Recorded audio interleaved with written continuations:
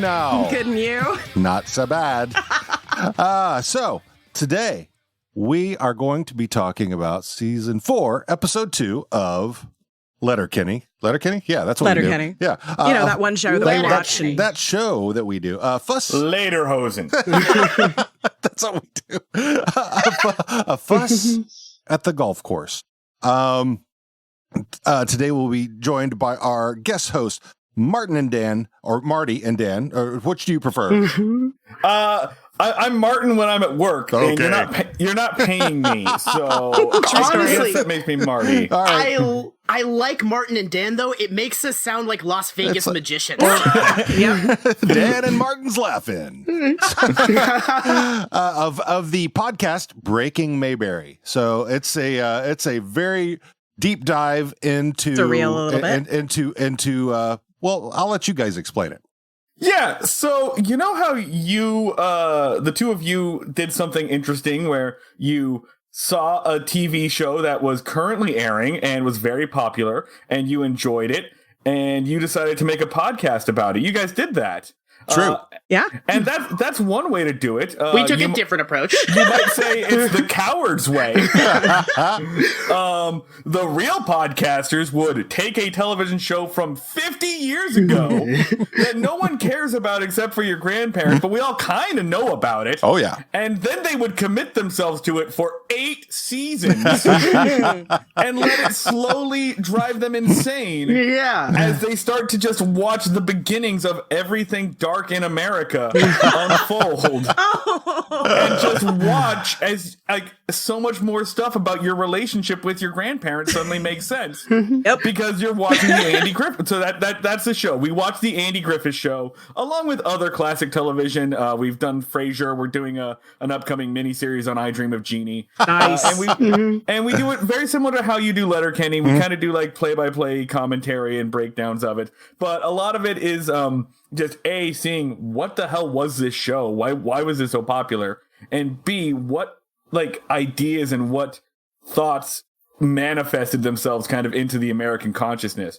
Because this show in particular was huge at the time. Never ever in all of its 8 seasons run dipped below number 7 in the rating. Wow. So it was like super influential. And there's only 3 channels. So if you're watching TV on Right. Mondays, you're watching the Andy Griffith Show. Yeah, there was no even UHF back then. Right.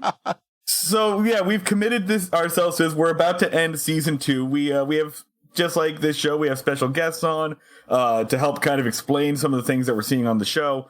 We've had lawyers to come on to tell us like if any of the stuff we're seeing is legal. Because It never is. It never has ever been. because literally half of the joke on the Andy Griffith Show is that small town police regularly abuse their power for their own personal gain. Isn't this great? Yeah. There's one episode that's just like prison labor is funny. Like, Oh my god. Of course. Yeah. Look, the best way I can explain this let me show. ask you this. Were there black people in that episode? No. I was gonna say, we're I don't keeping a remember that. running tally of the black people that have shown up. We're at 2. 2 black people Wait, have you been on had this. 2 by season 2, though. That's actually pretty good. That's more than I thought was going to happen. They don't say anything. They're just walking around the background. In the show's entire 8-season run, a black person speaks once. Yeah. Not surprised at all. What version of the Bechdel test is that? And to keep in mind, this show aired from 1961 to 1968. There was nothing going on Nothing socially at all. that time. Nothing was happening in North Carolina. A time when famously black people had a lot of things to say. At least 1 or 2. The 60s, known as a time when nothing changed and everything was pretty static. Right. The best way I can explain this show to people who don't know what we're really talking about is episode 1 of the Andy Griffith Show is Aunt B comes to town, and this old lady has come to town to take care of her great nephew. And this little boy is upset because this woman that's in his life doesn't know how to play baseball or catch a frog or anything. That's episode 1. Episode 2 of the Andy Griffith Show is there is an escaped convict. He is taking hostages, and only Andy, with his down home know-how, can take care of him and take him out. That changed just a little bit. Ramps up so fast, and it treats these things like they are equal in intensity. That is what's so weird about it. It is. Aunt B, anyway, I mean, and her inabilities. It's it's a social commentary. Yeah, absolutely. So, Although, yes, my big memory of the Andy Griffith Show was the episode where everyone thought that Opie had an imaginary friend. And I don't know what season that was. Right, yeah. That is season 3, episode 1. Yes! We're not there yet. Yes. Oh my God. How do you know that off the top of your head, Marty? Jesus.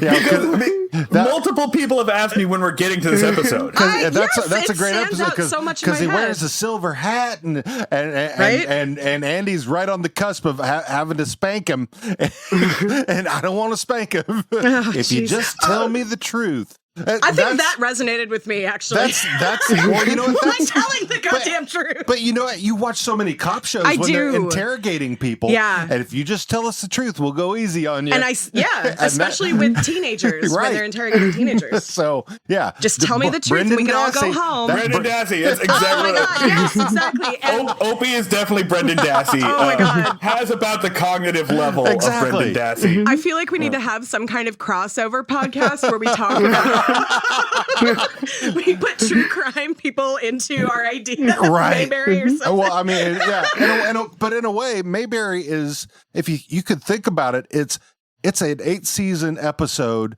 of Twilight Zone.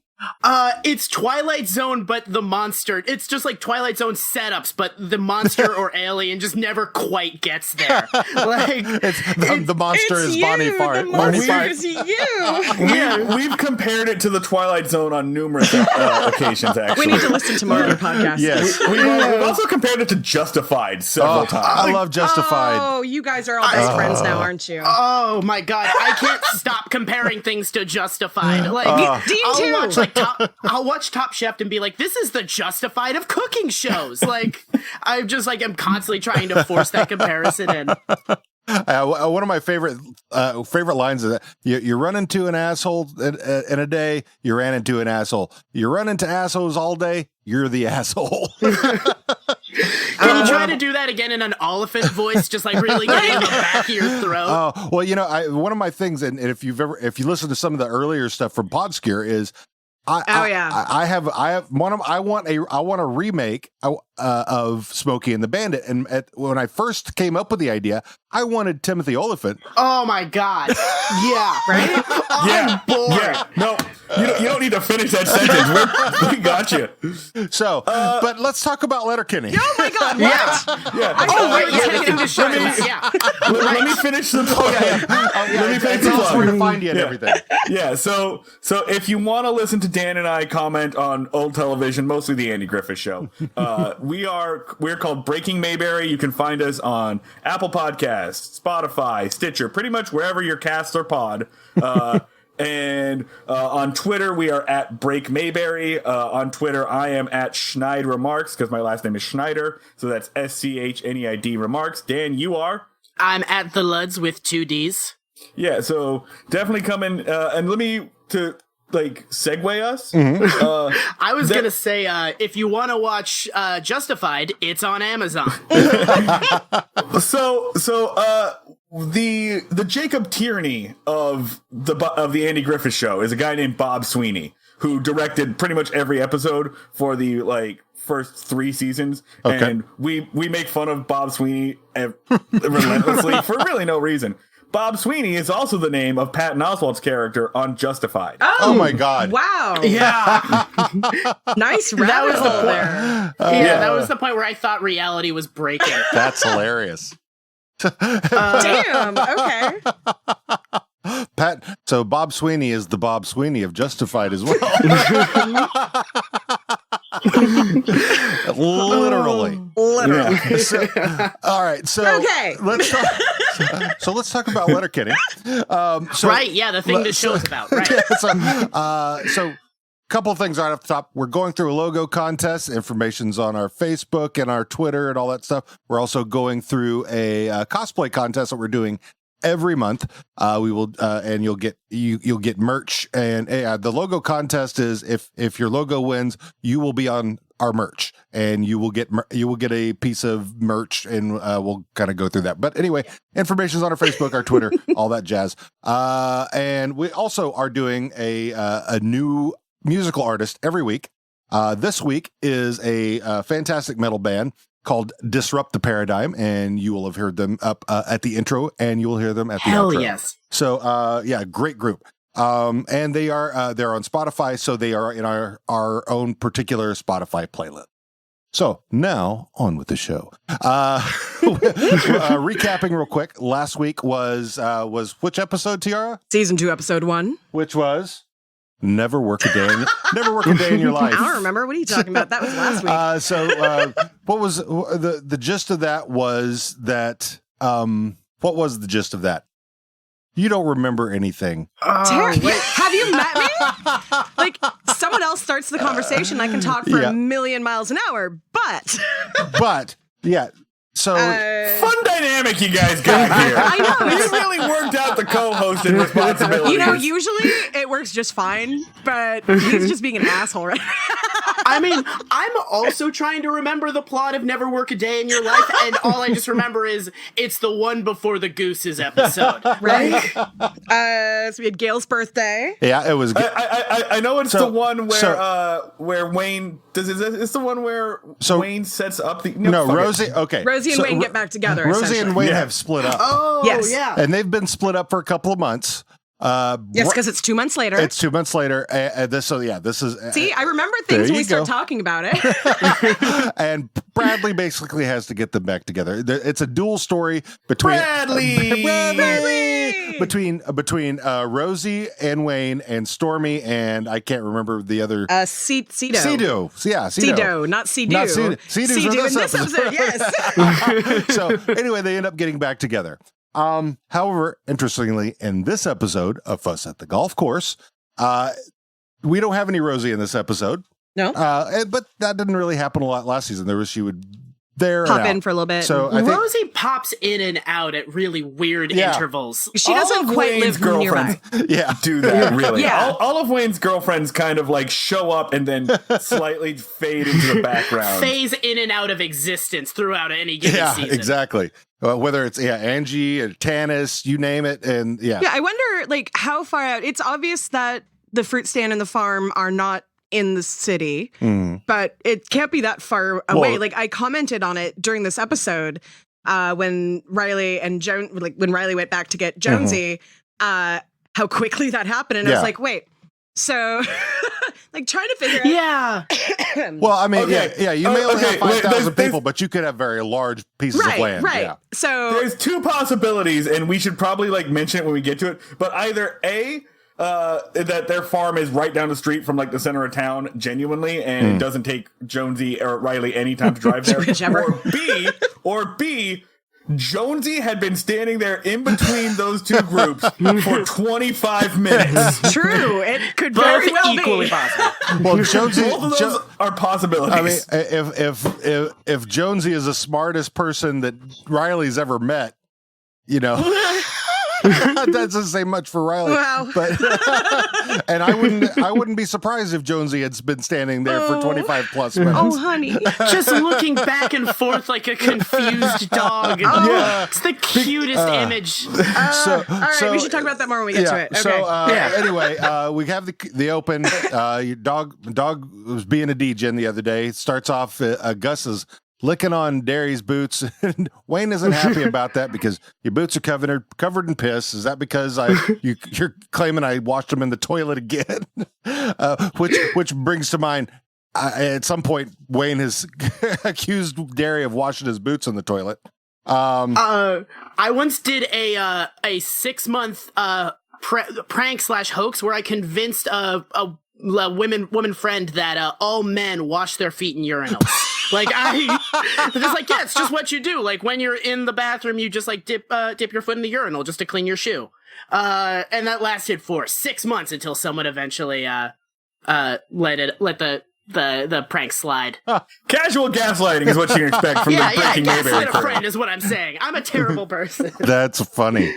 Anyway, so this Squirrely Dan says, "You ever look at your feet in the urinal? There's enough piss there for ants to ride sea-doos," which led into a whole conversation about how scientists could get together and have ants be able to ride sea-doos, which then led into a conversation about Honey, I Shrunk the Kids. Oh, that's the best part, where just like partway through the whole conversation, Wayne just goes, "I don't know. I think about how helpful and resilient that ant was. And I'm just going to say it. I don't think those kids would have gotten unshrunk without him." Yeah. And then they just immediately ignore it and go back to the conversation. But to me, the best part of that bit is the like pause before it, because it's like the conversation has slowly wound down, and then there's a thoughtful pause, as if like Wayne hasn't really been paying attention to what the other two are saying, because he's been thinking about Honey, I Shrunk the Kids for the past 30 seconds. It's me. Well, it's even that right up front, right up front where he says, "Well, I think they might be able to," and is it be able to what? Ride sea-doos. And there's like this pause, and Dan says, "Good buddy." Yes, I literally have been Wayne in this conversation. Not necessarily about this, but like, this is another thing that reminds me of someone who is autistic, because he fixated on something. Oh yeah. Processed it. And then said it. Yeah. And to him, it was the next logical thing he should say. And his friends are like, "What the fuck? Okay." But it's my friends do that all the time. But to me. what's funny and I love about them that for it. is this quote is, "Everybody's a fucking expert." Well, everybody's a fucking expert. they have that, but they say that before they even get to this whole conversation about science and how they can. The key thing about this scene is that it like sets up all of the recurring gags and repetitive lines that you see through the rest of the episode. They get funnier every time. Oh god, This is what I mean when I tell people that Letterkenny isn't a sketch comedy show, but it's written very much in the way that a comedy sketch is. Yeah. Yes. With just like repetition and building on a theme and et cetera, et cetera. Well, I think it's more like it's music, because like this is sort of, these lines, "must be nice, everybody's a fucking expert, and we ought to leave this world behind," sort of become the chorus of the episode. Ought to leave this world behind. Yeah, it becomes like the chorus of the episode. Yep, exactly. Yeah. But before we move on from this scene, I do want to talk about one of my favorite things that Jacob Tierney does as director when he directs these episodes is like Letterkenny is like actually a very well composed show. Most of the time, the shots are actually very beautiful, even though it's just like a bunch of people sitting around a truck, essentially. Mm-hmm. But what he does with these is he makes like almost intentionally bad decisions in otherwise perfectly framed shots. In this case, it's like a perfect shot of the house that's like follows the rule of thirds beautifully, and it looks great, except because the guys are all sitting down on the porch, the railing of the porch is in front of all of their faces, and you can just kind of see the top of their head sticking out. And it's such a like decision that no one would make. It's something you would go to avoid, and he does this. He's just like, here's this intentionally stupid thing that we put in this beautifully composed shot, and it rules. I think it serves two purposes. Number one, it kind of it draws your eye to that fact. Also, if there's any fuck up in the line, it's easier to fix. So, I wonder if they like started cracking up in the middle of every time they would do this. Because like, okay, we'll do this. Yeah, and then if you fuck it up, The last scene in this episode is very clearly voiceovered. It's very obviously voiceovers and ADR. Yeah. So then we end up at the produce stand. Riley comes. Yeah, go ahead. Yeah, so just really briefly, I want to lose my mind about this scene because I would like go to the mat that this is one of the funniest scenes in any comedy show ever written. It's just so absolutely perfect because the whole, it's almost like it turns the entire show up until this point into the setup. And this scene is the punchline. Yeah. Because the precedent for all of Letterkenny is no matter what happens, Wayne and his friends never really get that upset. Or they don't really get riled up. They get upset, but they're always like even when the produce stand was burned down, they're just like, this is less than ideal. I'm not super happy about this. And when McMurray comes in and delivers the news, that the about the geese eggs, gooses. Gooses. About the goose's eggs. At first, when Wayne breaks the bottle the first time, you're like, wait, what's happening? He seems upset for a second. And then the dairy breaks the second bottle and you're like, are they being sarcastic? Are they fucking with them? And Katie breaks the third one and it's like, I'm so confused right now. This is breaking everything I know about this show. And then when Wayne yells, I've never been so irate my entire fucking life, you realize that this is finally the thing that they get upset about, and it's gooses. Yep. It's the killing the perfect babies. joke. Yes. Yeah. Oh my God. Yes. Let our host explain what's happening before you get the commentary, man. I'm so sorry. It's okay. I get so excited about this episode. No, it's okay. It's that's what we do. I mean, we break down the scene. So the scene, Y'all have heard me geek out on episodes. First of all, we left the Riley part. Riley pulls up, right, and Katie's like, get me some sour candies. I need some sour candies, but I just okay. and Dan says, you got that one trained pretty well, don't you? And so he takes off, and then the McMurrays show up. Yes, and explaining to them about the coach out at the golf course. Right. So the coach is at the golf course, and who gives a fuck about golf? and it kind of ramps up from there about the Canada Gooses are taking shits. And yeah, that's what they do. If you're going out, you just step around it. Well, they want to oil the eggs, and that's when it fucking starts off. And and like you said, and Mr. and the McMurrays themselves, I mean, just how they get Mrs. McMurray always takes that one step too far, which I fucking love. I want to mail some fucking anthrax. You take your own, it's all right. They do a great job of sounding like people who are so mad that they're not making sense anymore. When he just yells like, "They're Van fucking Guardians of the fucking galaxy." The McMurrays are low key the MVPs of this episode. Oh, totally. Oh my God. I mean, one of my favorite scenes with them is in this episode. Yeah, I mean, so they are just. I mean, you don't fuck with motherhood and just hold each other's hands. and so those cocksuckers help each other fly. Right. And so after that, I'll ramp up, and then Wayne gives it the to the golf course. To the golf course. And so that's the end of that scene. We end up going to the gym. The basement is the name of the gym. Right. For those who were paying attention for trivia last week. So Riley and Jonesy happen to show up at the same time. They go through their everything's fine again. Oh yeah, no, everything's great. I mean, Katie's always asking me to do stuff, but that's okay. Yeah, because, right. I'm happy. Right, and then Dax and Ron are right behind him, and whose brothers the Rocket Boys? So that whole thing starts off. But then the first appearance of Dax and Ron. No, this is second. Dax and Ron were in first episode. Yes, the last, but it's the running. That's the second exact scene, essentially. So with first, the first one with them together. First episode was individually. This is both of them together. But as that's going on, the main DJ, we don't have a name for the main DJ. Right. He walks by, and this Alistair. Yeah, Alistair Westwood Yates. You remember? Yeah. Nice job. And so and this thing happens. Fag. How'd you know your dad's safer when I fist his ass, bud? We got real dirty with his dangle, bud. I fucked your dad with chapped lips and a runny nose. Fucked your dad with bad breath and B.O. So Dax and Ron, yes, they are gay, but they're gonna fucking lay it back on you. Yeah. I mean, you say fag, and they're gonna they got the chirps that Shorzy does not have. Right. They have the right to say those chirps. Oh yes. Whereas nobody else. So yeah, I know it was very low and fag. So yeah, if you didn't hear that part, that's what he called him a fag, and that's where that led. So that was the safe word. I loved seeing that because I have a friend who is very radical feminist queer, and they have a button that they wear pretty much everywhere that says "fags bash back," and that's what I see right there. Like, fuck you, bitch! I can take you. Let's.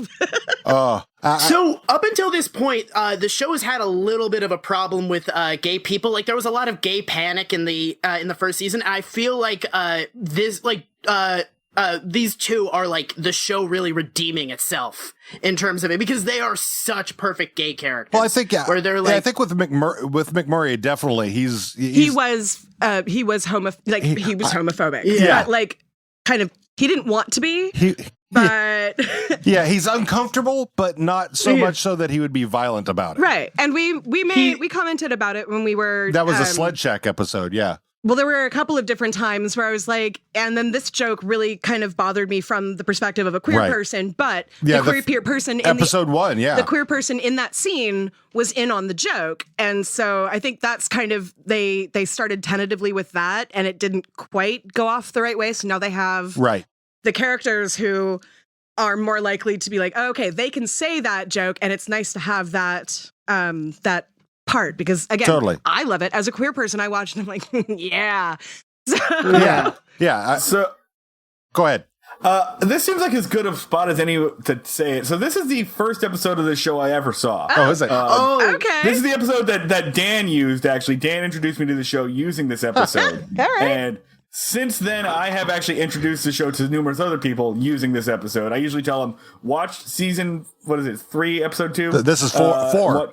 4. Watch season 4, episode 2, and then go back and start at the beginning. And it's weird because, like, even though everybody in this episode is acting just slightly out of character, just slightly different, I think it's still a very good introduction to the style of humor. And you also don't need to know a whole lot about the characters in order to enjoy this episode. True. Yeah. I mean, Letterkenny season 1 is kind of bumpy to get people into because at first it seems like sort of a National Lampoon, like just some dudes hanging out with some hot ladies show. And like, this is what I always do to get people into the show where I just like put on this episode and I fast forward through everything that's not screaming about gooses. See, I don't think you need to do that though. Like, you and I disagree on this because I feel like you don't need to know really Riley and Jonesy's back. You don't need to know about their relationship with Katie because you can pretty much grasp from the immediate, like, these guys used to be bros and now they're not bros and it has something to do with that girl. Right. Yeah. Like, you can guess that. You don't need to need the details. As soon as Glenn hits the scene, as soon as you see that guy, you know what that guy's deal is. As soon as Stewart shows up, you know what that guy's deal is. And that's one of my favorite things about Letterkenny is that they do deal in caricatures. And yet somehow they make you care about those caricatures. True. Yeah. So there's a lot of depth to this paper thin shit. Yeah. Well, no, here's what's funny, and I've brought up the caricature thing before, but and it's mostly with the male characters that are caricatures.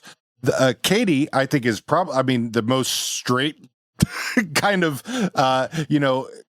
normal. I don't know how you would say it, but she's. I feel like it's established that Katie's the least straight. Well, yeah. Well, I wouldn't go that far. She's the least caricature like. Yeah. So I mean, her and Bonnie McMurray and Angie and Mary. They're Fred. kind of anti-stereotypes if you think about it. Yeah, they're just like Katie's kind of one of the dudes. Yeah. And then what was the second one you just said? Like. Angie, so Bonnie McMurray is this, you see her for several seasons as this super hot, like little tiny thing who's obviously a young college student. And then you've got the Halloween episode where she was like doing all these charity things. Right. It's like, hey, look, this hot chick actually has a brain. And like, and you don't usually see that. It leads up to one of the like best long game jokes Because the running gag is that every time you see Bonnie McMurray and she's super hot, all the guys and Katie go, Bonnie McMurray. Yeah. And then at Dax and Ron's wedding, they're doing their like round of puns thing, and Bonnie McMurray comes up with a pretty good one, and Dan gives her an approving, Bonnie McMurray. Just changes the tone just a little bit, and it's such a good small gag. And I love it. I mean, even though a lot of the things that they do are redundant, there's enough stuff that they do that is kept fresh in a different. They keep the redundancy fresh in different ways, like that. So that's what's great. Yeah, because that's one of the things that bugs me a lot usually about watching comedies is the same gag over and over and over again. Bazinga! Right? Or the chicken fights in Family Guy where they last for like 5 fucking minutes. And you're just like, I'm turning the goddamn channel right now. Like that shit. Or literally any gag in Family Guy at this point. Gag. Any gag by, what's his name that you like, the Orville, but it's the same shit I do to like me. the Orville. Whatever. The Orville is solid. Yeah, the Orville is surprisingly okay. Yes. I was fine the 2-3 episodes I watched. Like, this show is like all about like creating and then subverting patterns. Yes. Like my favorite joke is the Shamrock hockey players and the way they speak in a round, and then that round slowly degrades every episode until like Boomtown is just saying crazy nonsense for his turn. Like, one time in 2010, I was taking a shit and jerking off at the same time. No one laughed at my story. I'm feeling self-conscious.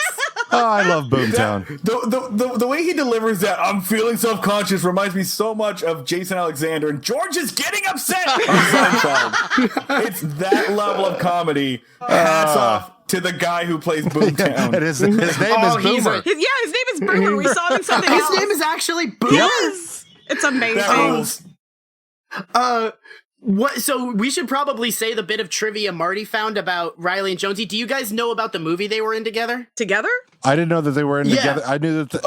I know that Jonesy and Derry were in Goon 2 together. Right. That movie rules. Both Goon movies kick ass. Yes. Yeah, actually, I was very surprised. There's a Canadian television movie called Mr. Hockey. It is about the season where Mr. Hockey, Gordie Howe, returned out of retirement to play hockey alongside his sons. His sons are played by Riley and Jonesy. Aww. Riley is rocking a bitchin' 1970s mustache for this movie. But yeah, can we find this in America? I will find a way.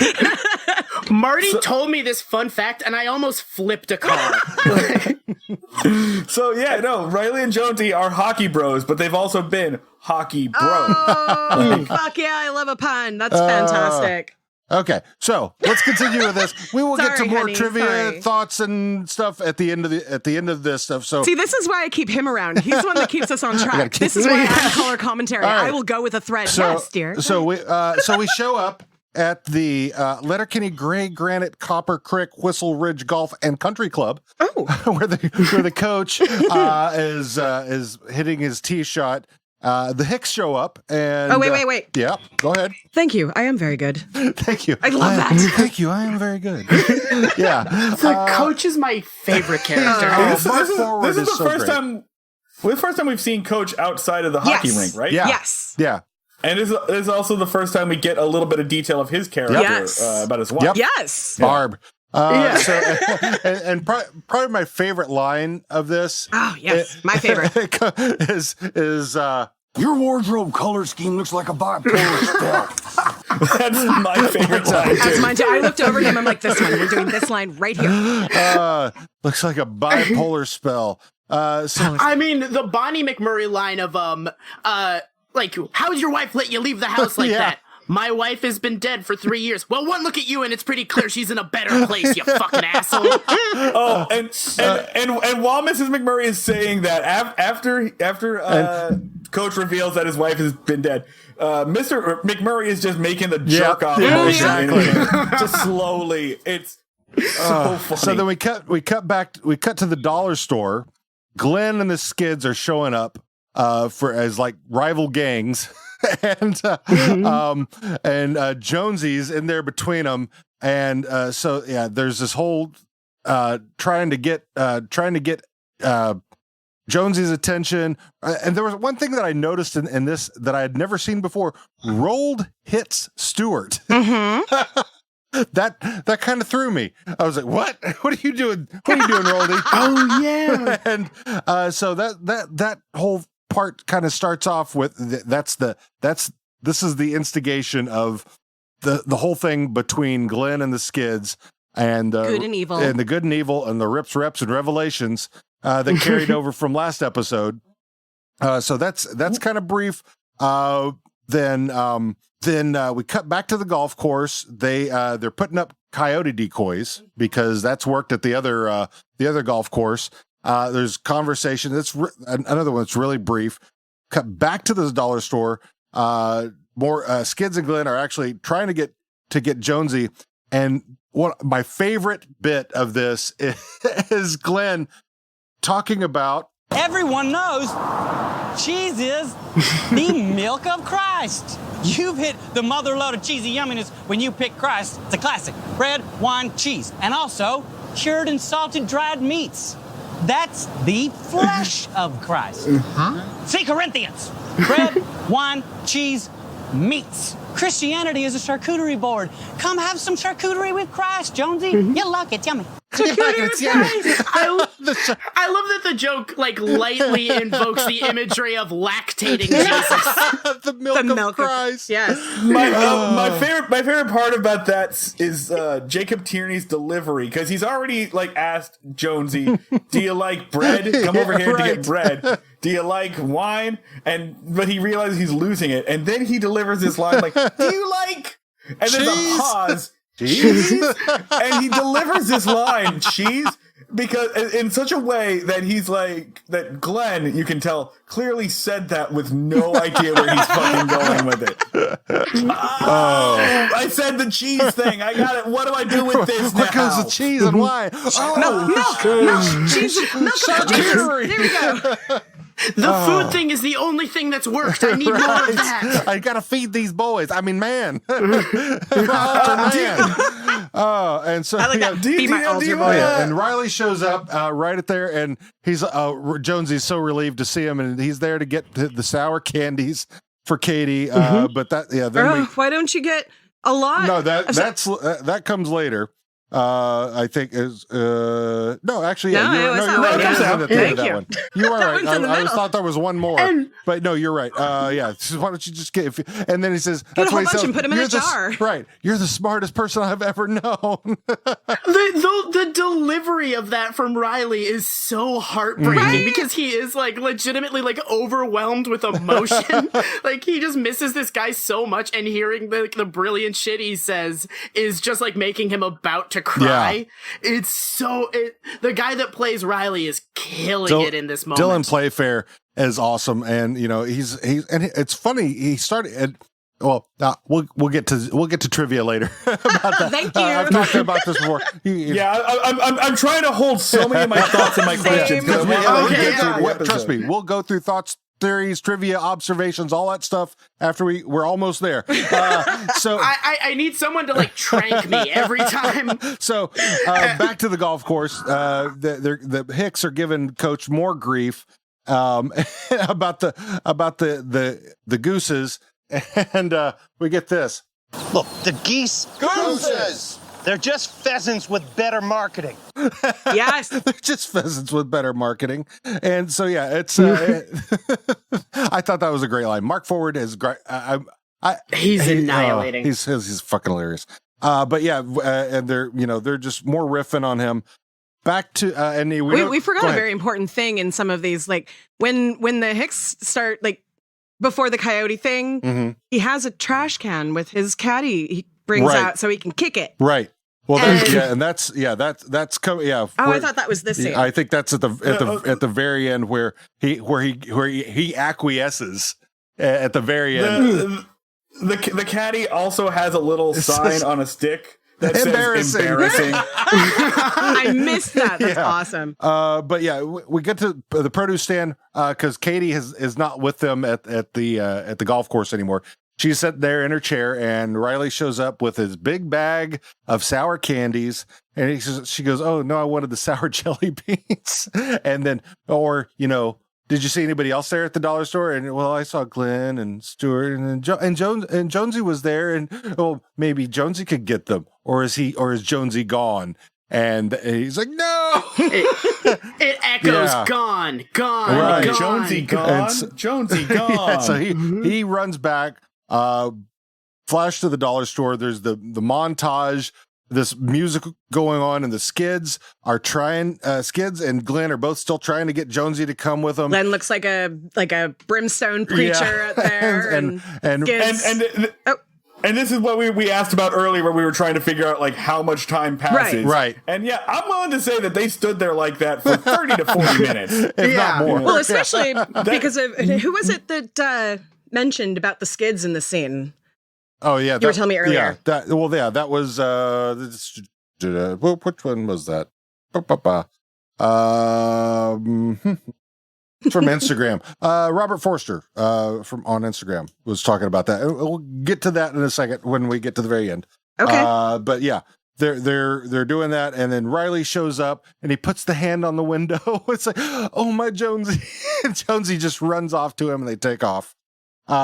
Then back to the golf course. They're giving him, the coach, the final bit of grief, and he says, "Fine." He goes, "We won't oil the eggs." And Wayne hops out of the golf cart and he says, "You come look at me in the eye, shake my hand, and tell me that." So he does that. Coach goes back over and he's telling the guy to put the trash can. He puts the trash can, he kicks the crap out of it, breaks it up, and then has him bring the golf bag. He kicks the crap out of the golf bag. And then they're parked. Everybody, all the Hicks have taken off. They're parked next to the little the water at the golf course, and then somebody brings up, talking about McMurray, talking about the goose's feathers are not only aerodynamic but aquadynamic, and that ants could use them as kayaks. And Bonnie McMurray also gets like Mrs. an McMurray. Mrs. McMurray. Mrs. McMurray gets an MVP line of just Canada gooses, and then just real quick, Wayne going, "You're fucking hammered." Right. I was going to bring that up. I love that. And she's part. got it, and she holds out her gin tonic and shakes it. She's fucking all right. But yeah, there's a bit earlier where the four dudes show up, our three Hicks plus McMurray, they show up, and it's one of my favorite bits. They show up to mess with Coach, and to just reference, in case you're wondering where Mrs. McMurray is, McMurray explains, "If my wife were here, instead of getting some cocksucking gin and tonics." So yeah, and that's really where it ends. That's the end of the episode. 43 minutes. 43 minutes. That's for a 24-minute episode. Well, it's not our longest episode yet. Not yet, but we're not done. But so let's get into thoughts, theories, questions, and trivia. But we have some that came in from the internet. So let's hit those real quick. From Reddit, we have Jersey D79 saying, "How funny is Melanie Scrofano as Mrs. McMurray?" And she is a fucking hoot. I mean, yeah. I can't get into the other. Yes, exactly. I can't really get into the other show that she's on. It just isn't my cup of tea. But everything that she's in either makes me super uncomfortable in Letterkenny, super uncomfortable, or laugh like the loudest laughs. Yeah, and I like that in a person. Yeah. So, are you talking about Winona Earp? We haven't watched that yet. I saw a couple episodes with my mom. Oh, she really likes that show, and it's okay. It's been on rotation in my household lately, simply because of the Letterkenny connection. Yeah. And that's the only reason I kind of want to think about watching it. I had never when I saw it, I'm like, okay. But it depends on like your particular tolerance for sci-fi. It's spelled SYFY style original programming. It's like it's a crappy. I gotta Buffy be in the mood for knockoff. that. Like Hey, and I love Buffy. You like Buffy a lot. I liked Buffy 20 years ago. From Facebook, we have Valerie Lopez says it's clear that Wayne, Valerie's been on our show a couple times now. And she's Patreon. She is a Patreon patron. Jesus Christ. It's clear that Wayne is an animal lover, but the McMurrays, I think there's a backstory to why they were so adamant about protecting the geese. Gooses! What's your origin theory for that? So I think, honestly, that there has to have been something that they did early on in their relationship that has given them an affinity for Canadian gooses. I have a go theory. ahead. I have a theory, and it's slightly like deeper and heavier. But you'll notice at the point where Mrs. McMurray gets angriest is when she says, "You don't fuck with motherhood." The babies. Right. She's mad that they're killing and she babies. keeps touching her lower belly. Actually, Yeah. the actress did. I'm not sure. Is Mrs. McMurray infertile? That is a very interesting. Ooh. They may have discovered early on that they couldn't have kids.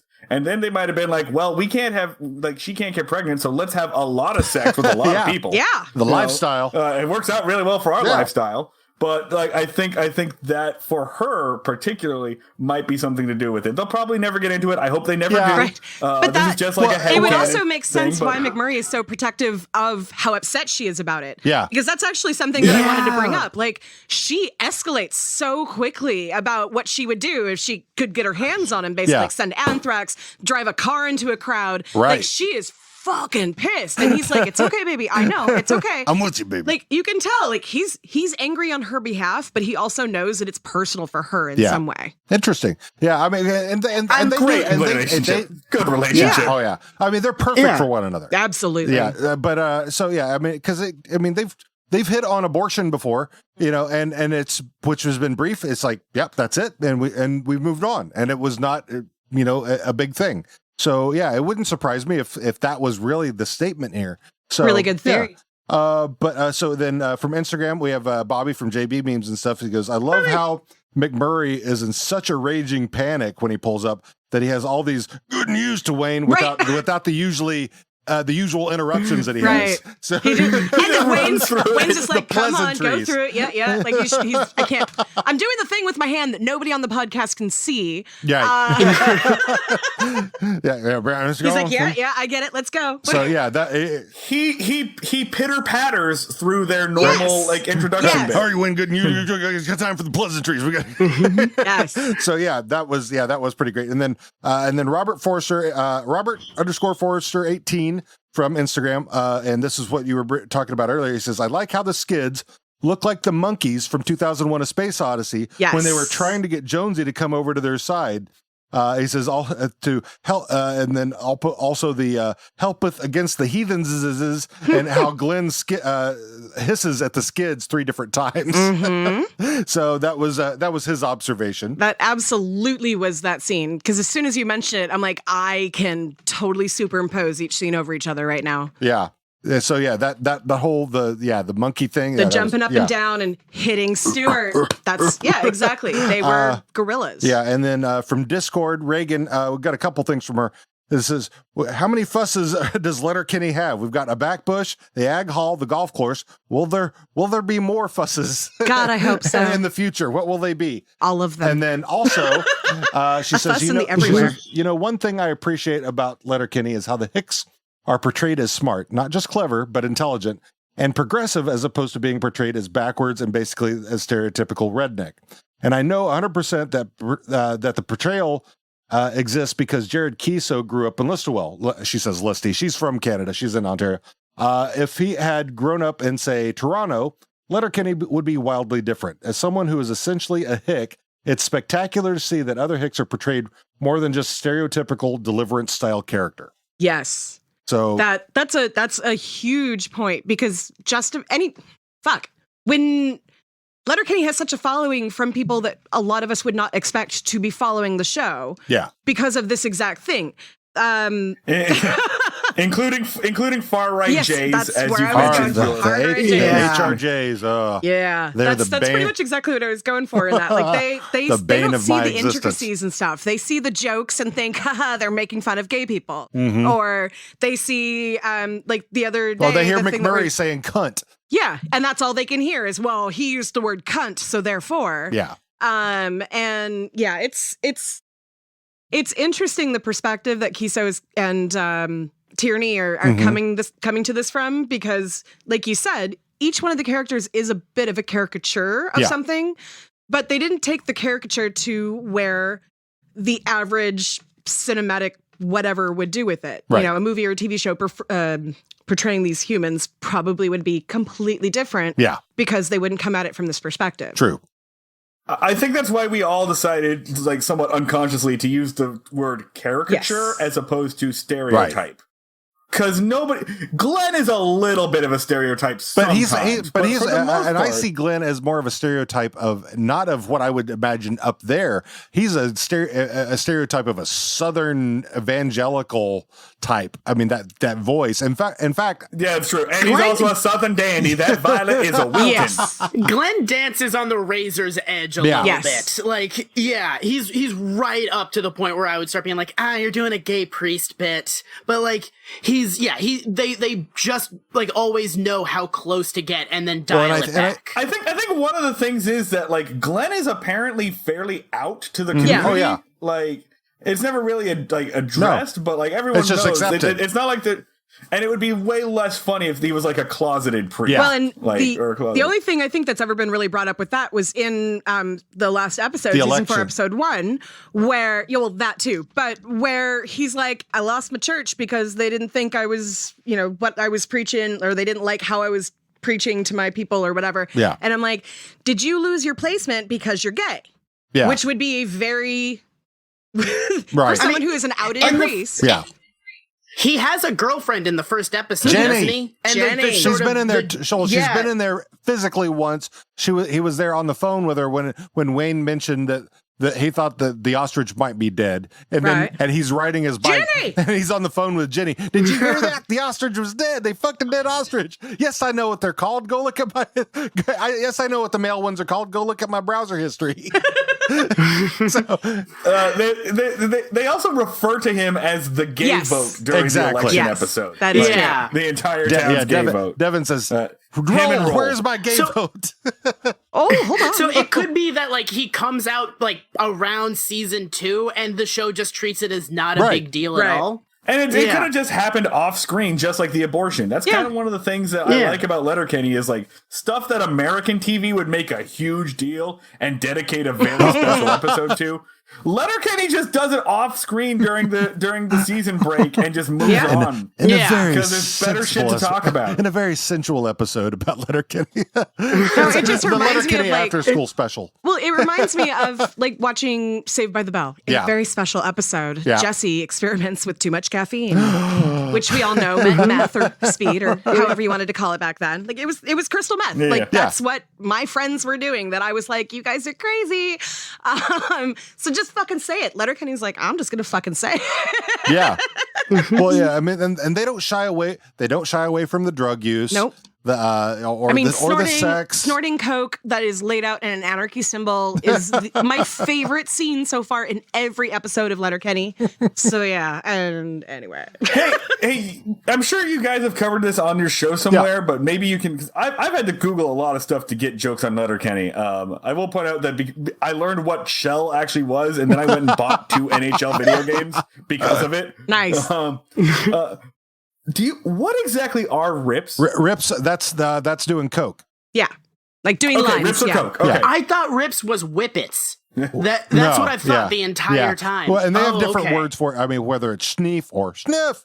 And Well, that's what I was saying, right? Because like the Hoover Hicks have and talked Hoover about and Schneef. the Hicks have talked about coke. But the Hicks call So I it thought something rips- different than the Skids do. The Yeah, Hicks call it schneef. schneef or snooters. Or snooters, or basically anything that sounds like you're sniffing something up Yeah. your nose. So, yeah. Whereas, which makes perfect Right. sense. Yeah, What's so I the- thought rips was something No. else. What's the term for meth? That like for like doing meth. Do they have like a lingo for I that? haven't heard. I mean, I don't remember. I don't recall that. Yeah. I mean, I know that they've called it meth. And Yeah, I think they're just like pretty straightforward on that one. Like we're That one's not a fun to drug. do rips Yeah. and also some Yeah. meth. Yeah, it's not a fun drug. Don't do that So one. aside from I mean, like the where the after Gay leaves, and they were talking about do mass quantities of hard drugs. That was kind of I assume that's all of that was in there. But yeah, I can only recall them referring to meth as meth. They get mad about Letterkenny being called a meth town. True. And that's the only time that that I'm even like looking it up. Like they don't say meth. They don't talk about. That's kind of cool that they treat that. They don't give that one like a fun nickname. Like Ritz, not roids, as in take Ritalin, not steroids. Yeah. All the other drugs are funny. Here's the crossover that I'd like to see.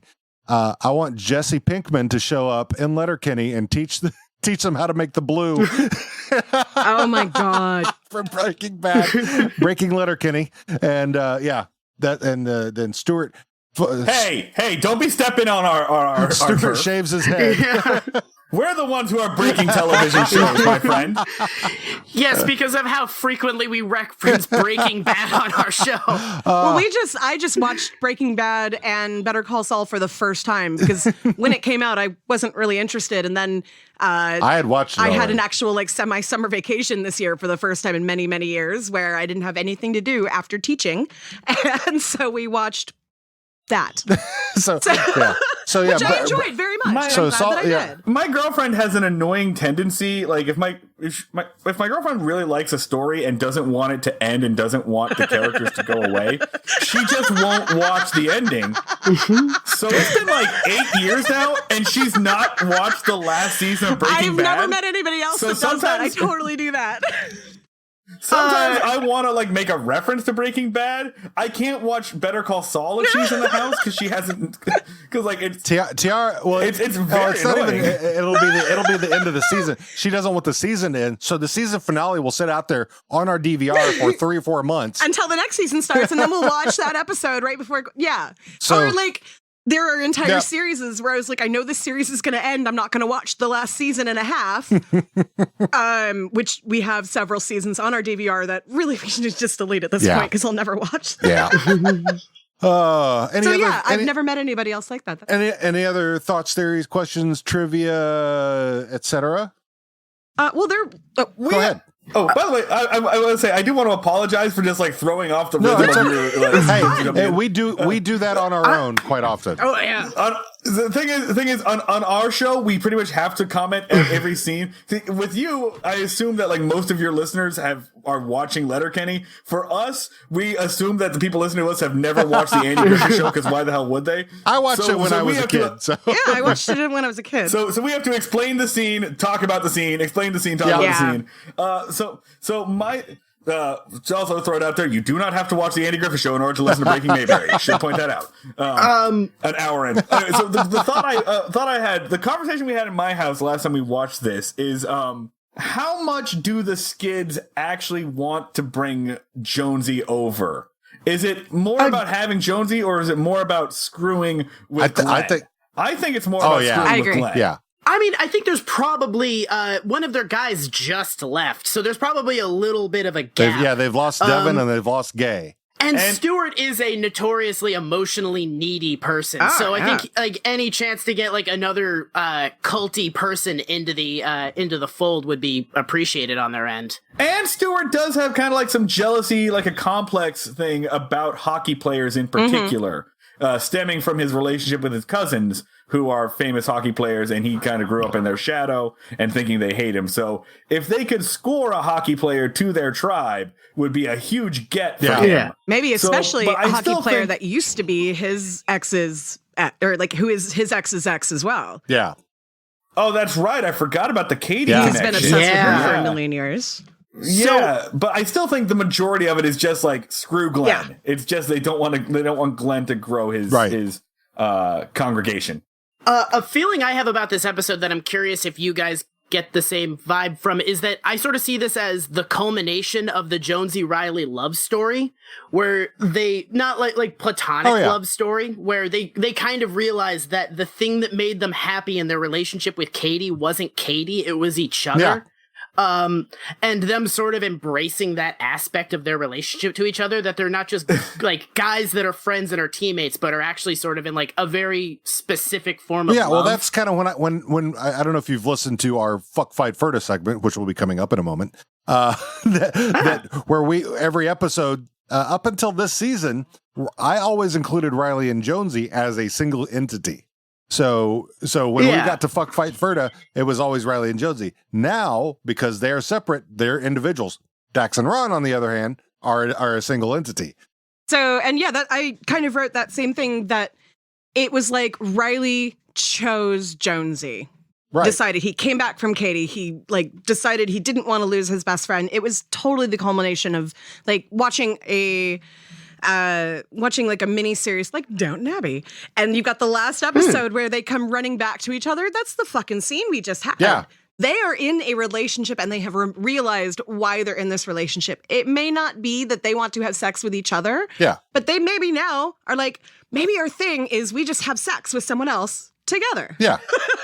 Which I love that. Well, yeah, no, kind of Katie was a way for them to have sex with each other, because like that's basically the plot of E2 Mama Tambien as well. Oh, really? Yeah. Tunnel buddies. But also, compare the way that this is handled to the way that it's handled on like a show like Scrubs. Mm-hmm.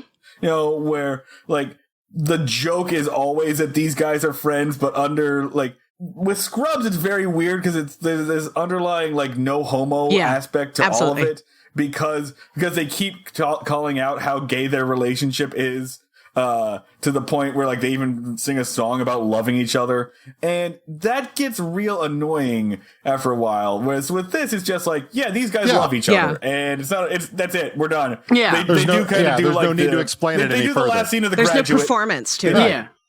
Yeah, I mean, the performance. That's right. the right phrase Because for it. they talk about they kind of do reference the no homo thing, and that where they talk about when sometimes when you have to sleep together, you can sleep pole to pole or hole to hole, but never sleep pole to hole. That's the one time that they've kind of gone through that. Was that before or after this episode? Is that after this? I think it's after this. So they just call each other buddies, buddy. Yeah. They're just buddies. Or but after this, they sort of start like double dating Ronnie and Daxie a little bit. Yes. They start kind of teaming up. It's like, we don't want to sleep with you, but you're basically us. Yeah. Mm-hmm. Yeah, basically we're both like romantic units. Let's go get a beer together as couples. You know what? I'm gonna zoom out a little bit here, and say that like the other real aspect of both Riley and Jonesy, and also Dax and Ron, they're all very vain, kind of like self-interested people. A little bit interested in how narcissism. they look. They're all narcissists, so they like to gravitate towards people that remind them of them. Yeah. Riley reminds Jonesy of Riley, and vice versa. So they work together because they are most like 85% of each other anyway at that point. Both, physically and metaphor. Totally. Yeah. And so now my curiosity about the choice that Katie made, was it to force Riley to realize his relationship with Jonesy? Because I mean, I feel like the sour candies was very manipulative. Like is she doing that to say, or is Jonesy gone? Maybe she was trying to find. Is he still there? Maybe I'm sending you back so that you'll fucking talk to him and sort your shit out and be buddies. I think Katie was just kind of doing the thing that Katie has always done, but now there was only one guy instead of two. Like, she always kind of like treated, like she flicked cigarette butts at them. She would like threaten to break up with them at a drop of a hat. So she was always kind of like busting their balls, but now this time it's only Riley there. She was probably their dom a little bit. Yeah. Yeah. But I mean, but that's kind of part of Katie's character, and something she kind of grows out of as the show gets going, is that Katie kind of likes to use people, and Katie likes to find people who are weaker than her that she can bully around a little bit to get to do stuff for her. And she's slowly growing out of this. By the end of the last season, she's like, all right, I can't do this anymore. I need to pick one person and kind of try to have a relationship. But she's not. But she's not trying to have. And she doesn't know how to do that. She doesn't know how to do it. She's not trying to have a relationship with Riley. She just kind of sends him off. But I'm kind of. I mean, like, had he come back with the jelly beans, what would she have done then? I mean, would it have been? Oh no, those are not the. I mean, she keeps sending him back to where Jonesy is. So I don't know. It's that's kind of one of the things that made me wonder. Because she secretly doesn't like either of them. Yeah. Like, She doesn't act like it. Never date somebody that you don't actually like. She likes the sex. They're kind of like dogs to her. Like they do, Squirrely Dan says up top, you got him well trained, and she basically she has affection for them, but the way that you would have a dog, like a pet. They're pets to her. Oh yeah. And I this is not a judgment on that character. I think we've all dated somebody that we don't actually like. I think we've all done that. And if everybody's in agreement, which in this episode, it's like, maybe he's not so much in agreement. Okay, then, and she's like, figure it out. I've never done that. I don't know what you guys are talking about. I've totally never. I mean, I'm pretty sure none of my exes listen to the show because I'm sure they wouldn't want to hear my voice. But My dating history is pristine and spotless. I've never been married 3 times. I've never married someone I didn't actually like. I've only been married once. What's up? Hey, hang on a second. Like, what's the divorce count in this episode? 5? Shit, he's had 2. Okay, well now I feel like a nerd. None for me yet. I'm the oldest one of us here, though. So, okay. Pull up.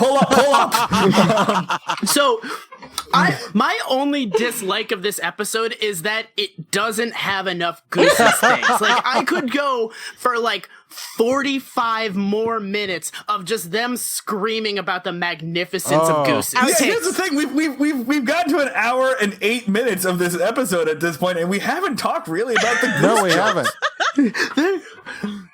Okay, favorite one. Favorite goose joke. Mine is without a doubt Mr. McMurray's. I've noticed that in the worst and darkest times of my life, there was one set of footprints on the sand, and they were web. Absolutely my favorite. Barrel-chested majestics of ornithologies. That's mine from Squirrely Dan. You don't have one, too? I don't have one, but I can say that I am a fervent, don't you talk bad about Canada gooses to all of my neighbors who think they're a huge menace at the park down the street. And I'm like, yeah, because you walk up on them to scare them away instead of just walking by and ignoring them. They're going to fight back, goddammit. You know, it's funny, though. There's a video that you may have seen on Facebook of this woman. I don't know where she is. She's in a park somewhere, and she seems like she's probably she's the park manager or whatever. And there's this goose out there, I think, that's been scaring people. And she just walks up to the goose. She's like, oh, yeah. And she grabs it by the neck, not hard, but just enough to pick it up and move it the fuck away. Yep. She's like, okay, this is enough for you, Ted. All right. I mean, she's not a big woman either. I have mixed feelings about this episode because I genuinely fucking hate Canada gooses. How beautiful. Dare you? I was attacked by Canada gooses as a child. It was traumatic. What did you do to those Canada gooses? Right? Absolutely you nothing. I was a child. Oh no, that's your problem. You were probably being a child. I mean, you're probably a child? Dick kid, Marty. I may or may not be a teacher, but my opinion on children stays the same. I'll watch kids get attacked by Canada gooses all day. I don't give a fuck about your kids. Oh my god, that's beautiful. Fuck your damn kids and with their gooses. They're usually chasing after them. If I know anything about you, it's that I will take a goose's side over you as a child. 100%. You will take a goose's side over me as an adult. Yeah. Especially if you're going to try to oil and grease your head, goddammit.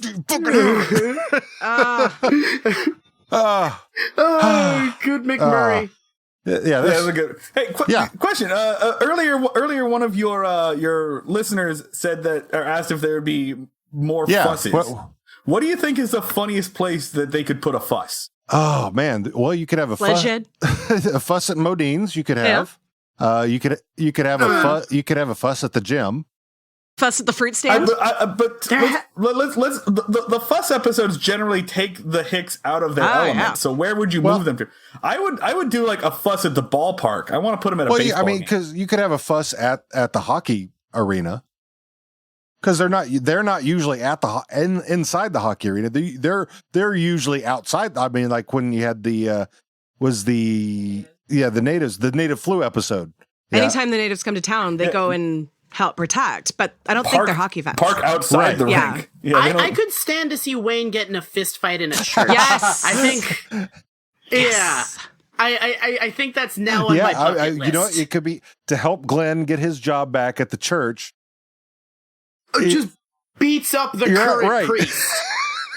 I'm down with that. We don't want none of it. Because that kind of goes back to the did Glenn get fired because he's homosexual? And so, you know, because he does not abide by the degens from upcountry who are known to be sexist, homophobic, and racist. So yeah, I could see that a fuss at the church, a fuss at the congregation. I got a fuss at the community college. Who's going to community college? Oh, Dan. Yeah, I think Dan is. Dan, we could meet Professor Trisha. Dan's got his women's studies class. Yeah, I think that if something was really upsetting Professor Trisha, like Dan would call in the gentleman to help at the community college. Because you know, Kiso and Tierney are listening to us right now, so there's your $1 million idea right there. Yeah, and who and that which brings to mind, who do we cast as Professor Trisha? Ooh, that's hard. Me. So, I mean, the problem is it's got to be somebody like my immediate thought was Julianne Moore. It's got to be Canadian. She's got to be Canadian. It's someone Canadian, right? Someone Canadian. Then I'm not up on my Canadian TV actresses. And when I say think, I mean look on my phone. Google Foo. List of Canadian actresses. I don't figure it out. Wait. Ellen, wait, have any of you guys watched Corner Gas? Not yet. It's on the list. That's on the list to watch. It's definitely scratching my Letterkenny itch, even though they're very different shows. That may be what we do after once we catch up to all the seasons with this. We may we're going to probably look into doing some more interviews. In fact, I'm talking with Patrick McNeil, who plays the Skid Connor, to come on for an interview. We kind of sort of you were going to be talking to Camilla, Camilla Cole, and like Bonnie McMurray. I don't know anyone's real name. Sorry. and I did kind of put out to Jacob Tierney yesterday that I'd like to have him on the show, but. Guys, I've got a pretty obvious Canadian actress to play Professor Trisha, and that's Ellen Page. Too young. Oh God, I had that up on my phone because she was on. I'm rewatching Trailer Park Boys, and she's on the second season. It's never established how old Professor Trisha is, and it would be very funny. She's like 22. If Burley Dan was getting all this. She's not. She's a grown woman. She was 22 when she made Juno, and Juno she looks like she's still playing like teenager and shit. She's 32 years old. When the universe collapses, Ellen Page will still look 22. And that's the thing. And that's what it would be so funny if like this giant dude, Squirrely Dan, was getting all of his information and getting all this from a here's the thing. So what about one in their 40s who actually would be the potential Miss Trisha from Little Kenny? So because Little Kenny, Miss Trisha in Little Kenny is black. Well, she's darker skinned than the white kids. Right. She's not black, but she's dark. She's probably my color. Well, she's also voiced by a black actress. Okay. Yes, that is true. But I was going to suggest, because if we're looking for a Canadian actress, there aren't a whole lot of, at least Oh wait, no, shit. Did you know Rae Dawn Chong was Canadian? I did not. That's exactly. And she would be the right age. She would be the perfect age. Are you also looking at You know Google? I have massive female Google actresses too. from Canada. Yeah, Rae Dawn Chong is. Okay, I think I got a good one. Sandra Oh. I could go for that. Hails Yes, from I Canada. should go for that. Yeah. Go for that. But I would definitely, if we're gonna go, because it's 100% my theory that Miss Trisha and Professor Patricia are the same person. And if that would be the case, she would need to be at least, let's say, 15 years older than them at minimum. Yeah. And if we're guessing that they're in their mid-20s, probably more like 20 years older. So if we're guessing that the characters are in their mid to middle 20s, then she'd be my age in her 40s. Yeah. So that was kind of where I was going with that thing. I'm down with that. Yeah. All right then. There we go. Make it happen. Rae Dawn Chong or Sandra Oh. I'm Jacob on board Tierney, with get after it. Or Nev Campbell. But she's not brown, but still she's about the right age, surprisingly, because she's my age. Wow. I know, right? She still looks like, well, I still look like I'm 30, so. You do. Ow. Black don't crack, baby. Oh, yeah. Tatiana Maslany. Can we get her on the show? I love her. Yes. Would love her. I mean, what? She's, I mean, you fucking play, how many characters did she play on that show? Oh, Jesus. Did you watch Orphan Black? Oh yes, I watched Orphan Black for about 3 or 4 seasons, and then the story kind of went up its own ass, and I couldn't follow it anymore. Yeah, I think I got into the start of season 3, and then I was like, I'm so tired. I just need things to stop happening for an episode. Stop escalating. Yeah. Always. So, but she was amazing at that. So yeah. I feel like they missed an opportunity. Like, it would be funny to see some promotional material where Tatiana Maslany plays every character on a different show. Like just do the Letterkenny like fruit stand, but they're all Tatiana Maslany. My God. She's got the overalls on, the cutoffs on. She's just wearing a fake beard. Yeah, just want it. They should do that. You know what? They could do that on what's the Red Nose Day when they have the sketch comedies that they do. Oh yeah. Yeah, or like an Emmy entrance or intro or something. Yes, yeah. Let's make that happen as well. Done and done. So, power, so right? if you haven't heard us do Fuck Fight Ferda before, Fuck Fight Ferda is our version of Fuck Marry Kill. But we don't believe in this is Canada, and we don't kill anybody. So we fuck unless them. They're native. We fuck them. Let's be realistic. We fuck them. We fight them, or we're Ferda, which is we're just friends with them. Yes. So this is what we do. Fuck Fight Ferda. Yeah, we need to. Hey, if you're out there listening and you have some kind of an idea for like a theme for that part right there, we decided we need something. Just a little something. Just a little bumper. Yeah. Yeah. So yeah, Fuck Fight Ferda bumper. Yeah. Ferda. Anyway, so and we always start off with Wayne, and it's just about this episode. It has nothing to do with any prior episodes. So would you fuck him? Would you fight him? Or would you Ferda him? Would he be Ferda boys? This is an easy decision for me for once because in this episode he needs a friend to stand next to him and be like, yeah, we're gonna fight for these gooses, and so you're going Ferda. I'm going Ferda. All right. I mean, okay, you say it's on this episode. Only this episode. But this episode is the episode of the show that I'm on. So this is my only chance to fuck True Wayne. story. Hey, if you want to fuck Wayne, you fuck him. He's very pretty. If you only get one shot at fucking Wayne, you fuck Wayne. Listen, get after it. I really respect your willpower to not say fuck Wayne every single time. Like, it's impressive. I'm Demi. I'm very picky. But you have you ever fought Wayne before? I don't think you've ever fought Wayne. No, because mostly he thinks like me. It's because he follows you on the spectrum. So yeah. So well, he's got some different dots on the spectrum. So Dan, where are you? Oh, I'm definitely fuck Wayne. Yes. All right. Yeah, 100%. Miss Katie's. Oh shit! I used my fucking example. You guys can fuck everybody. It's totally okay. I have to. By the rules of our game, I have to like think about just this particular episode because I'm in every episode. So like for me, I would probably say fight because I think she's treating Riley like shit, making him go to and from the store over and over again to get her something that she could get off her ass and do it herself. Well, Wayne's got the truck, so at the golf course. That is true. Yeah, but she didn't even go with him. Like when I ask you to get me stuff, I'm sometimes with you. Can she not Uber? Can she not Uber Eats her sour candies? Right? Like DoorDash is my jam, man. Bring me a Slurpee from 7-Eleven and make that happen. All right, so Megan's DoorDashers at Marty Grubhub. Dan.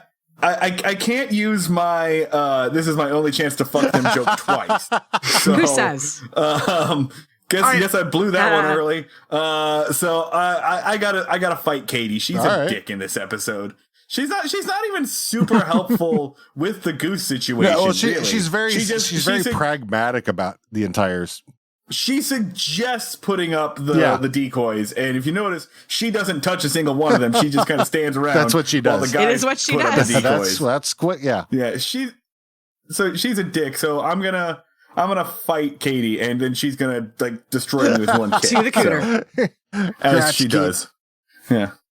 Yeah, I mean, based off of her behavior in this episode, I can't imagine that Katie would be like a pleasant person to have sex with. I feel like there would be a lot of yelling and telling me to get her candy. So I think can I have someone like stand in and fight her on my behalf? Can I get like a champion? Wait, actually, now that Dan has said that, I'd like to change my vote to the fucking. I would like that. No changing. Too late. This is in pen. So Dan, are you fighting? You're such a liar. I'm having someone. Yeah, I'm fighting. I'm doing fight. Squirrely Dan's. He didn't. Ferda. Yeah. I'm a Ferda because like he and I are just gonna yell about the gooses. Yeah. I feel like Dan and Derry are the same on this one, right? Like, that's about all they did in this episode was stand up for the gooses. And make some jokes.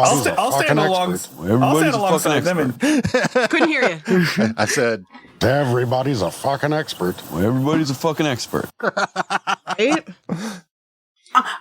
I want to yell about something with Squirrely Dan so much. Like, I just want to be next to Squirrely Dan when he's very, very upset about something. Because in my head, that's what I sound like when I'm mad. I know it's not true, but in my head, I make myself stop yelling because that's what I am imagining. So I wish I could. I just realized, like, from you doing that, and I can see you in the webcam. I just realized from doing that Squirrely Dan is in fact a live action Yosemite Sam. Absolutely. And a little bit Foghorn Leghorn. If I was gonna like recast a Looney Tunes show, K-Thor Jensen would be the voice of both of those people. He's Foghorn Leghorn when he's happy, and he's Yosemite Sam in the brief moments where he's extremely a cross upset. between Yosemite Sam and the Tasmanian Devil. Too fat to run. That dude is just all Looney Tunes. He's every Looney Tune antagonist. And he dresses like a little Elmer bit of Fudd. Babs Bunny in there. Jesus. His scream of "and everything Shania Twain's ever recorded" is I mean that from Les Hicks about you're a cock on a vine. So all right, so we're all Ferda for Dan. Are we doing that for Derry as well? Yeah. All right. Yeah. I figured that was the case. Yeah. I say yeah like it's my show and I get to make that decision. You make your decision for yourself. That's fine. Let's go with Mr. McMurray. Oh, okay. I'm having the fight between him being completely not my type, but also really kind of loving the way he defends and picks up on the emotions of his wife to like fight for her. That's a Ferda thing for sure. Okay. At least a Ferda. It's definitely it might be not the first fight. time I'm Ferdying McMurray. Can I break the rules a little bit? You do you, boo. I say that I'm I'm gonna fuck the McMurrays together as they would like it. I would go as for they that. would prefer. I would go for that. In this changed? episode, I would fuck them together. All right. Because he's not my type, but she is. All right. And together, they are very attractive in this episode because he's like, "Baby, I'm gonna take care of you. I'm gonna do it. Whatever you need, I'm gonna do it." Is that it's a threesome across the board? All right. Yeah. All right. That's an interesting one. No, I'm pretty sure going with both McMurrays would be mind blowing. They know what they're doing there. World changing. Riley. Well, I think Ferda. Ferda, he needs one. He needs buddies.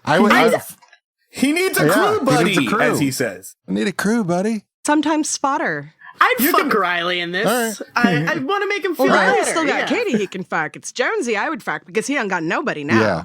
Well, he could fuck Glenn. He'd be his altar man. That is true. Or Rolled. I'm pretty sure Rolled would be all about that. So we got 2 Ferdas and a fuck for Riley. What about Jonesy? I'm fucking absolute Ferda. All right. I'm gonna fuck Jonesy too. I'm not discriminating on the hockey players. Fuck him. You're fucking Jonesy. I'm fucking They're Jonesy. adorable in this episode. That's what I just said. I missed that. I thought you said Ferda. But I said Jonesy doesn't have anybody. At least Riley has Katie. All right. Glenn. I am certain I'm not Glenn's type. Let's just say that all things look the same to him, and I would still say no because he's preaching fire and brimstone, and that's gross. Are you fighting him or are you Ferda? I'm probably gonna try and punch him because it would probably be a one hit, one down. Like that's just how I imagine with him. Like when Stuart got hit in the head with a baseball. Yes. All right, so that's a one fight for Glenn. What else we got? Marty, Dan. You know what? Okay. In most cases, I will side with Stuart over Glenn. In this particular one, because we get real sassy Glenn, who's just like, "Oh my god, you're boring me. You suck so hard." He's just like being like real shitty to them. I kind of want to hang out with that guy who's like making. So I'm gonna say Ferda. I'm gonna get me some charcuterie Christ, and I'm gonna go. I'm on that. Ferdying him, but. And also, like he's the one who doesn't he does try to call Jonesy over, but the other guys are just calling him like a dog. Well, he does by the end. No, he's slapping his thighs. He's calling him like a dog. They're pretending to be monkeys. He's being very condescending to Jonesy, and they're just like, "Hey, we're monkeys. Come hang out with some monkeys, man. This is gonna rule. We're fun monkeys." And we've got games. You make a good point. Yeah, they got the shell. Yeah. They're just like, "Hey, we're going to advertise what you're getting with us. Basically chips." He's like, "Come here, boy. I'm trying to use psychological manipulation to get you over here." He's being a little creepy. He's lying about how much cheese he has, which is probably none. Yeah. He can stop and get some cheese on the way home. He's right at the dollar store. All right, so we've got a fight and a Ferda for Glenn. So what's the other one? I think I'm going to say fight, but I feel kind of bad hitting Glenn very hard. So just like a punch in the gut. Maybe smack him. Smack him once or twice. Yeah, like a smack and like, come on, man. So open hand. Open hand. How Wayne did to Devin in Fart Book when he was Yeah. Yes. Just a firm get it together. Sort yourself out. Smack some sense into All him. right, Stuart, baby, Stuart. All right. So Ferda for Stuart. That's all he seems to be about in this episode. Just, come on, do drugs with me. All right. You know what? I'm gonna align with Jonesy and say that's a fight on sight, buddy. So you're gonna fight some Stuart. All right. I'm gonna fight Stuart. You know, honestly, the Skids itinerary of hip hop karaoke and video games has always been pretty enticing. So, I think I'm gonna Ferda with the Skids. Because the next one I have is Rolled. So, nobody's gonna fight Rolled. Just all of the Skids together in this episode. They weren't individual in this one. Well, I put them in there because they both have things to say. If But yeah, I can. But nobody wants to fight rolled. Anybody who says they'd fight rolled should immediately be arrested. Agreed. Thought time. Yeah. Yeah, no, just that's a bad. So everybody's not flirting an roll. option. Everybody's flirting. But Stuart gets one punch. Yeah, that sounds right.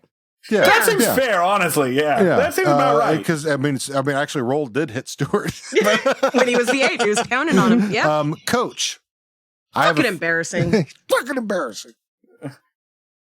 The entire episode is about fighting Coach. If you don't say fight here, what the fuck are we doing? Nobody punched Like, Coach. I kind of want to angry fuck him though, but like He'd say the funniest shit. that's pretty much why. He'd probably call you Barb in bed. He'd probably call himself. I'm not saying And when he calls himself fucking embarrassing, I'd be like, yeah, totally. No, Barb. you know what? Shit. That was really embarrassing. No, you're looking at an ED premature situation, and also by his own admission, he'd rather be jacking off. True story.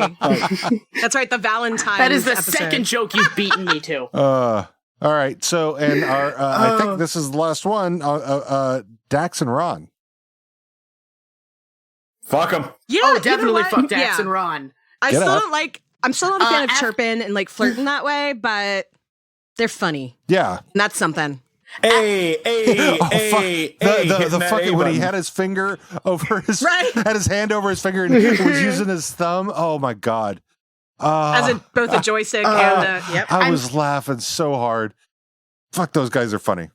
So fucking those two guys, you'd lose like 3 days, but it would be great. And like then it would be worth it. And you'd have to get a shot. And then immediately go to a doctor. Yeah. Yes. You got to get advantage of that free Canadian health care immediately. And something else that was brought up that I should have done and I didn't get the music for is an in memoriam for all the garbage cans that Coach has kicked. I say we do that. That is not where I thought that was going. I thought you were going to say it in memoriam for Barb, and I was like, "What the fuck?" No, but I was actually thinking of doing something I could like find that a for picture of season. Barb, whatever. I could find some. Barb from It's Stranger Things. Barb from Stranger Things. She died 3 years ago. That makes total sense. He was very. If we're doing one for Barb, Coach has made it very clear in the Christmas episode that she was fantastic in bed. Like he does a 40-minute monologue. So Barb basically. disappeared into the Upside Down. Are we saying Letterkenny's in the Upside Down? She disappeared into the Upside Down in the 80s. Letterkenny Canada. Letterkenny Canada is the upside down version of Arlen, Texas, from King of the Hill. Instead of propane and propane accessories, it's puppies and hay and barley. I sell puppies and puppy accessories. Yes. Damn it, Peggy. Damn it, Katie. So and you know. Did I miss anybody from the?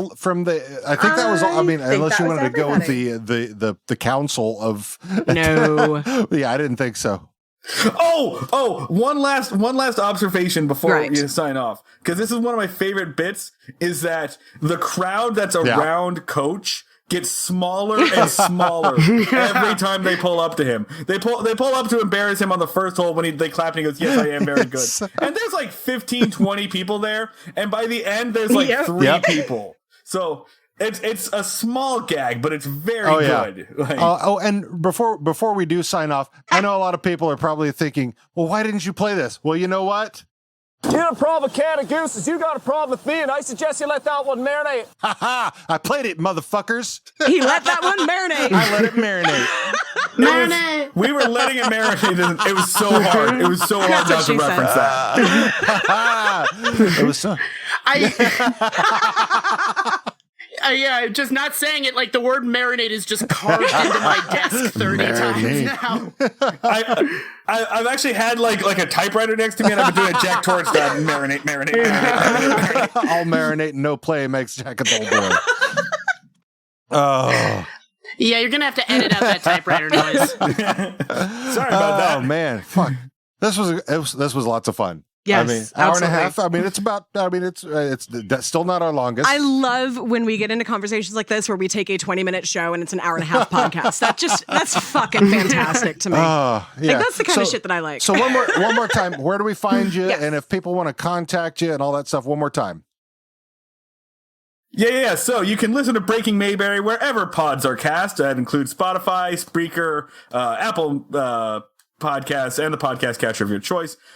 You can also listen to us on YouTube. We've got one video up there, but the rest is all just podcast audio.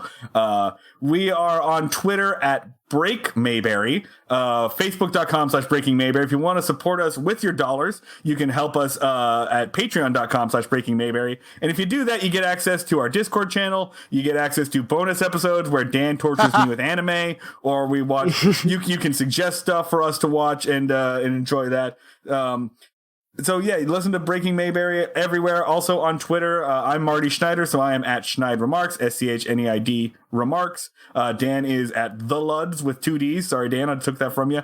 And and yeah, please come listen to us. Join us on Breaking Mayberry as we get into old-timey television. Again, do not have to watch those shows in order to enjoy the show. We're watching, so you don't have to. Thanks so much, guys, for joining us. It's been a blast. I'm looking forward to more of this season. I'm looking forward to more of Breaking Mayberry as well. Yes. We've only listened to, I think, 3 episodes so far, but it's been amazing, and I highly recommend everybody listen to it. Thank you very much. Thanks so much for having us. This has been so much fun. It was great. I think we came across you guys on the podcast support group website. That's where we found. Yeah. So yeah. Hashtag Potter Family. Yep. And if another place that you can find us, I don't know if you guys are on the Podcast Junkie Discord server. That's another good place for independent podcasters like ourselves to. We Definitely, are not. and I'll send you guys a link for it once we're off here. It'll also be in our show notes. But yeah, there's a great community. I think they're almost up to 1,000 different people on that Discord server who are either creators of or fans of independent podcasts. So great place to be and find more audiences and get new ideas. I mean, there's lots of great things for creators on there. If you're a podcast creator. Or if you're just a fan. So yeah, highly recommend. Done all of those things a lot, so you could talk to him. Definitely. Thanks again, guys. It's been a blast, and look forward to chatting with you more in the future. All right, thank you for having us. Anytime. All right, take care. Bye. Bye. Bye. Bye.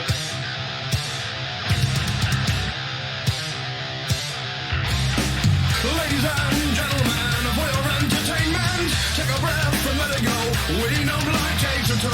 They cannot want it, so we don't like it. Thanks for listening to How Are You Now? If you're enjoying the show, please subscribe, give us 5 stars, and a nice review. If you have your own thoughts, theories, trivia, or questions that you'd like us to address, send us an email at howareyounowpod@gmail.com or reach out to us on any of our social media. This week's intro and outro music was provided by Disrupt the Paradigm. You can find them at disrupttheparadigm.bandcamp.com. Their information and links can also be found in our show notes. If you're an indie band and would like to have your music featured on our show, send us an email. Also, please check out our Spotify playlist for bands who have given us their music to play, as long as they're on Spotify, that is. The link to this playlist is also in the show notes. We'll see you D-Gens next week.